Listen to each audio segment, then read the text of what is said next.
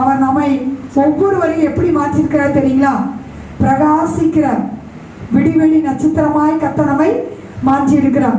பிரகாசிக்கும் பேரொளியே விடிவெளி நட்சத்திரமே.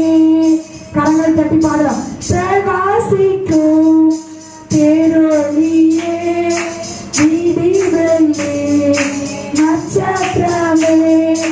உன் குரலோ கேக்குதையா, உள்ளமெல்லாம் அன்பால் பொங்குதையா. உன் குரலோ கேக்குதையா, உள்ளமெல்லாம் அன்பால் பொங்குதையா.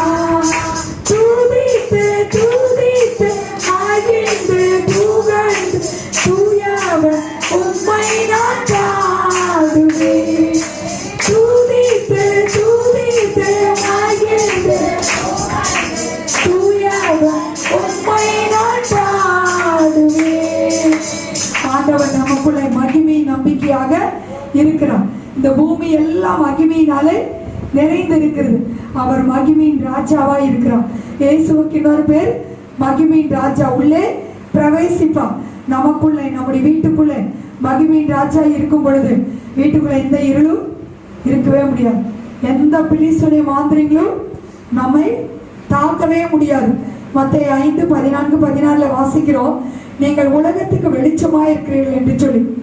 நம்ம தான் உலகத்துக்கு வெளிச்சம். எப்படி வெளிச்சம் கொடுப்போம்?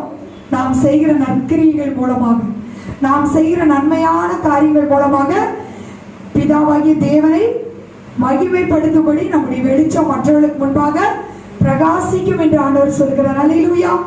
நம்ம நல்ல செயல்களை செய்யும் பொழுது, நற்கிரிகள் துர்க்கிரிகள் அல்ல, நமக்கு விரோதமா தீங்கு செய்வாங்க, ஆனா நம்ம நன்மை தான் செய்யணும்.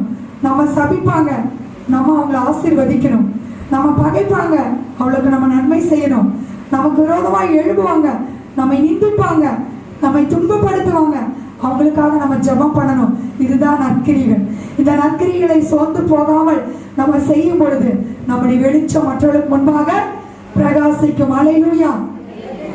வேதத்திலே நாம் வாசிக்கிறோம், எப்ப நம்ம இறுதி இருளடையுமா, நாம் அவரை தேவன் என்று அறிந்து அவரை மகிமைப்படுத்தாமலும் அவரை ஸ்தோத்தரியாமலும் இருக்கும்போது உணர்வில்லாதவர்களாய் போவோம்.